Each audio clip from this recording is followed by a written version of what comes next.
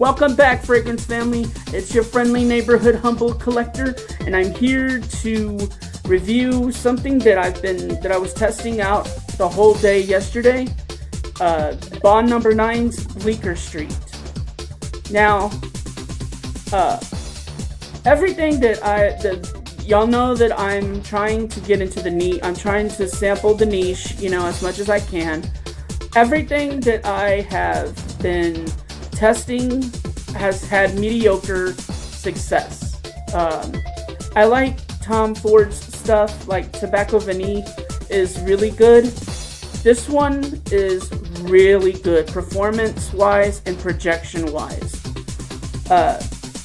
My only regret is that I didn't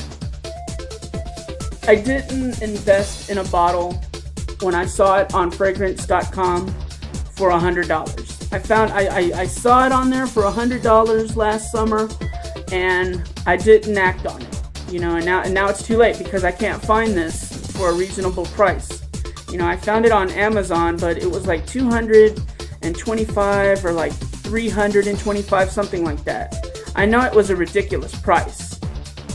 Released in 2000, this is Bond No.9's Bleecker Street. Released in 2005, it's a woody, fruity, earthy, green, aromatic fragrance. Top notes include violet leaf and blueberry. Mid notes include cedar, jasmine, and cinnamon.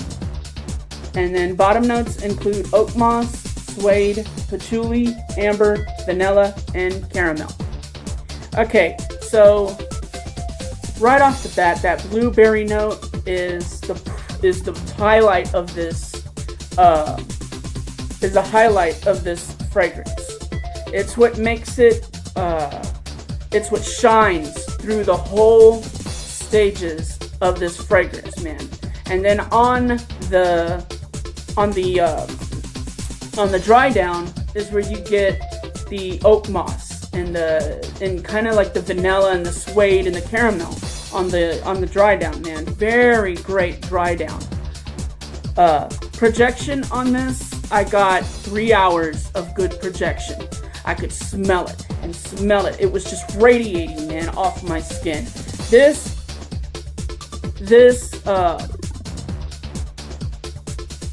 fragrance really likes my skin, and it really performed on my skin. So 3 hours of good projection.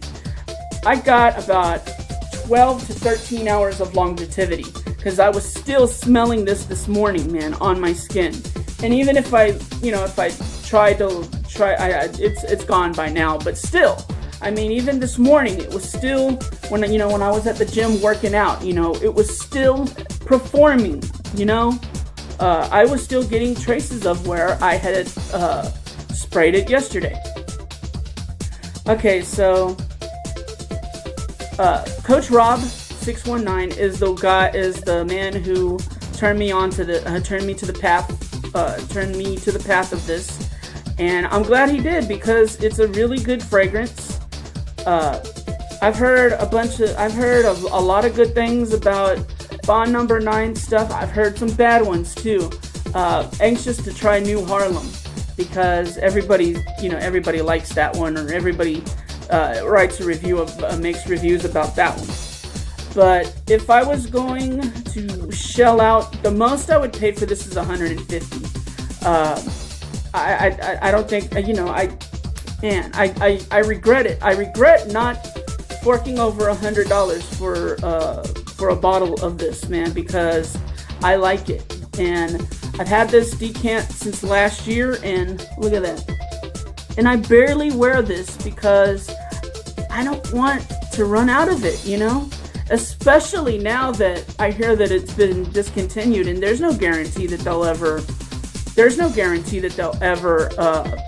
reissue this out again, or relaunch it.